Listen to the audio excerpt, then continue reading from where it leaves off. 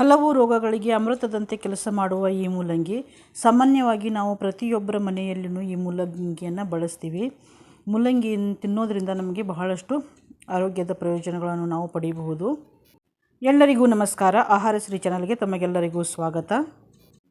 ಇದು ದೇಹದಲ್ಲಿನ ವಿಷವನ್ನು ತೆಗೆದು ಹಾಕುವುದಲ್ಲದೆ ಪೈಲ್ಸ್, ತೂಕ ಕಡಿಮೆ ಮಾಡೋದು, ಒತ್ತಡ, ಕ್ಯಾನ್ಸರ್, ಚರ್ಮ ರೋಗ, ಕಿಡ್ನಿ ಸಮಸ್ಯೆ, ಉಸಿರಾಟದ ತೊಂದರೆ ಮತ್ತು ಕರುಳು ಸಂಬಂಧಿ ಕಾಯಿಲೆಗಳಿಗೆ ಇದು ತಿನ್ನೋದ್ರಿಂದ ಉತ್ತಮ. ಮೂಲಂಗಿ ಇದು ಚಳಿಗಾಲದಲ್ಲಿ ಹೆಚ್ಚಾಗಿ ಸಿಗುವಂಥ ತರಕಾರಿ. ಇದನ್ನು ನಾವು ಸಾಂಬಾರು, ಸಲಾಡ್, ಚಟ್ನಿ, ಉಪ್ಪಿನಕಾಯಿ, ಜ್ಯೂಸ್ ಇನ್ನೂ ಹಲವು ವಿಧಗಳಲ್ಲಿ ನಾವು ಇದನ್ನು ಸೇವಿಸಬಹುದು. ಮೂಲಂಗಿ ನಾವು ತಿನ್ನೋದ್ರಿಂದ ಅದರಲ್ಲಿನ ವಿಟಮಿನ್ ಸಿ ನಮ್ಮ ದೇಹದಲ್ಲಿನ ರಕ್ತ ಕಣಗಳನ್ನು ಹೆಚ್ಚಿಸುವುದಲ್ಲದೆ ರೋಗ ಪ್ರತಿರೋಧಕ ಶಕ್ತಿಯನ್ನು ಕೂಡ ಹೆಚ್ಚಿಸುತ್ತೆ. ಹಾಗೆಯೇ ಕೆಂಪು ರಕ್ತ ಕಣಗಳ ಬೆಳವಣಿಗೆ ಕೂಡ ಒಳ್ಳೆಯದು ಹಾಗೂ ಕಾಮಾಲೆ ರೋಗಕ್ಕೂ ಕೂಡ ಇದು ಒಳ್ಳೆಯದು. ಮತ್ತು ಇದನ್ನು ತಿನ್ನೋದ್ರಿಂದ ಬೇಗ ಹಸಿವೆ ಕೂಡ ಆಗಲ್ಲ. ಅಷ್ಟೇ ಅಲ್ಲದೆ ಮೂಲವ್ಯಾಧಿ ಸಮಸ್ಯೆಯಿಂದ ಯಾರು ಬಳಲ್ತಾರೆ ನೋಡಿ, ಅಂಥವರಿಗೆ ವೈದ್ಯರೇ ಹೇಳ್ತಾರೆ ಇದನ್ನು ಮೂಲಂಗಿಯನ್ನು ನೀವು ಬಳಸಿ ಅಂತ ಹೇಳಿ. ಹಾಗಿದ್ರೆ ಬನ್ನಿ ಈ ಪಚಡಿ ಮಾಡೋದು ಹೇಗೆ ಅಂತ ನೋಡೋಣ. ಇಲ್ಲಿ ನೋಡಿ, ನಾನು ಮೂಲಂಗಿ ತೊಗೊಂಡಿದ್ದೀನಿ. ಮೂಲಂಗಿ ಮಾರ್ಕೆಟ್ನಲ್ಲಿ ನಮಗೆ ಅಷ್ಟು ಸರಿಯಾಗಿ ಸಿಗಲಿಲ್ಲ. ಸ್ವಲ್ಪ ಹುಳ ತಿಂದಿದ್ದಂಗೆ ಎಲೆಗಳಿವೆ, ಹಣ್ಣಾಗಿದ್ದ ಎಲೆಗಳಿವೆ. ಅದರಲ್ಲಿ ನಾವು ಆರಿಸಿ ಎಲೆಗಳನ್ನು ತಗೋಬೇಕು. ಇಲ್ಲಿ ನೋಡಿ, ನಾನು ಚೆನ್ನಾಗಿರೋ ಎಲೆ ಮಾತ್ರ ತೊಗೋತಾ ಇದ್ದೀನಿ. ಈ ಥರ ಇದ್ದಿದ್ದ ಎಲೆ ಎಲ್ಲ ನಾನು ತೊಗೊಳ್ತಾ ಇಲ್ಲ. ಇದು ತೆಗೆದು ಪಕ್ಕಕ್ಕೆ ಇಡ್ತಾ ಇದ್ದೀನಿ. ಮತ್ತು ನಾನು ಮೂಲಂಗಿಯನ್ನು ಕೂಡ ತೊಗೊಂಡು ಯೂಸ್ ಮಾಡ್ತಾ ಇದ್ದೀನಿ. ಮೂಲಂಗಿ ತುಂಬ ಒಳ್ಳೆಯದು ನಮ್ಮ ಆರೋಗ್ಯಕ್ಕೆ.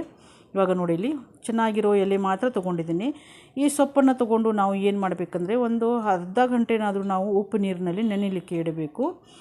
ನೆನೆಯಲಿಕ್ಕೆ ಇಟ್ಟು ನಿಮಗೆ ಅರ್ಧ ಗಂಟೆ ನೆನೆಯಲಿಕ್ಕೆ ಆಗಲಿಲ್ಲ ಅಂದರೆ ಅಟ್ಲೀಸ್ಟ್ ನೀವು 10 ನಿಮಿಷನಾದರೂ ಉಪ್ಪು ನೀರಿನಲ್ಲಿ ನೆನೆಯಲಿಕ್ಕೆ ಇಟ್ಟು ನೀವು ಚೆನ್ನಾಗಿ 2 ಸಲ ತೊಳೆದು ಆಮೇಲೆ ಕಟ್ ಮಾಡಿ ಇದರ ಪಚಡಿಯನ್ನು ನೀವು ಮಾಡಿಕೊಳ್ಳಿ.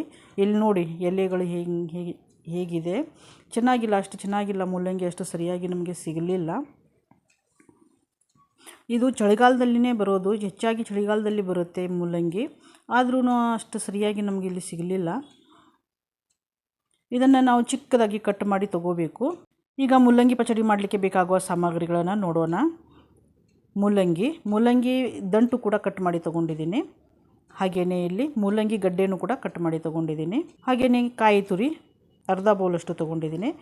ಈರುಳ್ಳಿ ಒಂದು ಮೀಡಿಯಮ್ ಸೈಜ್ ಈರುಳ್ಳಿ ತೊಗೊಂಡಿದ್ದೀನಿ, ಚಿಕ್ಕದಾಗಿ ಕಟ್ ಮಾಡಿ ತೊಗೊಂಡಿದ್ದೀನಿ. ಒಂದು ಅರ್ಧ ನಿಂಬೆ ಹಣ್ಣಿನ ಹೂಳು, ಹಾಗೆಯೇ ಸ್ವಲ್ಪ ಉಪ್ಪು. ಈಗ ಇದನ್ನು ನಾವು ಮಿಕ್ಸ್ ಮಾಡೋಣ. ಇಲ್ಲಿ ಒಂದು ಬೌಲ್ ತೊಗೊಂಡಿದ್ದೀನಿ.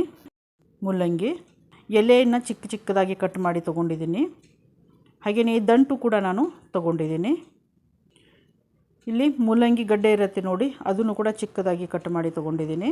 ಹಾಗೆಯೇ ಈರುಳ್ಳಿ, ಕಾಯಿ ತುರಿ, ರುಚಿಗೆ ತಕ್ಕಷ್ಟು ಉಪ್ಪು, ಹಾಗೆಯೇ ಅರ್ಧ ಹೋಳು ನಿಂಬೆಹಣ್ಣಿನ ರಸವನ್ನು ಇಲ್ಲಿ ಹಿಂಡಿತಾ ಇದ್ದೀನಿ. ಇದನ್ನು ನಾವು ಚೆನ್ನಾಗಿ ಮಿಕ್ಸ್ ಮಾಡಬೇಕು.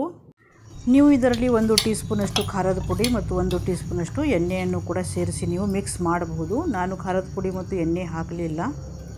ನಾವು ಊಟ ಮಾಡುವಾಗ ಇದನ್ನು ಸೈಡ್ ಡಿಶ್ ಆಗಿ ಇದನ್ನು ನಾವು ತಿನ್ನಬಹುದು. ರೊಟ್ಟಿ ಜೊತೆಯಲ್ಲಿಯೂ ಕೂಡ ತಿನ್ಬೋದು. ತುಂಬ ಚೆನ್ನಾಗಿರುತ್ತೆ ಇದು. ಹಸಿಯಾಗಿಯೇ ನಾವು ತರಕಾರಿಯನ್ನು ತಿನ್ನೋದ್ರಿಂದ ನಮ್ಮ ಆರೋಗ್ಯಕ್ಕೆ ತುಂಬ ಒಳ್ಳೆಯದು. ಈ ವಿಡಿಯೋ ನಿಮಗೆ ಇಷ್ಟ ಆಯಿತು ಅಂದರೆ ಒಂದು ಲೈಕ್ ಮಾಡಿ, ನಿಮ್ಮ ಅನಿಸಿಕೆಗಳನ್ನು ಕಮೆಂಟ್ ಮಾಡಿ. ಮತ್ತಷ್ಟು ಮುಂದೆ ಬರುವ ವಿಡಿಯೋಗಳಿಗಾಗಿ ಸಬ್ಸ್ಕ್ರೈಬ್ ಮಾಡಿ ಮತ್ತು ಈ ವಿಡಿಯೋ ಹೇಗಿತ್ತು ಅಂತ ಕಮೆಂಟ್ ಕೂಡ ಮಾಡಿ. ಇವಾಗ ನೋಡಿ, ಇಲ್ಲಿ ಈ ರೀತಿಯಾಗಿ ಮಿಕ್ಸ್ ಮಾಡಿದರೆ ಆಯಿತು. ಇಲ್ಲಿ ಪಚಡಿ ರೆಡಿಯಾಗಿದೆ. ಈ ವಿಡಿಯೋನ ಪೂರ್ತಿಯಾಗಿ ನೋಡಿದ್ದಕ್ಕೆ ತಮಗೆಲ್ಲರಿಗೂ ಧನ್ಯವಾದಗಳು.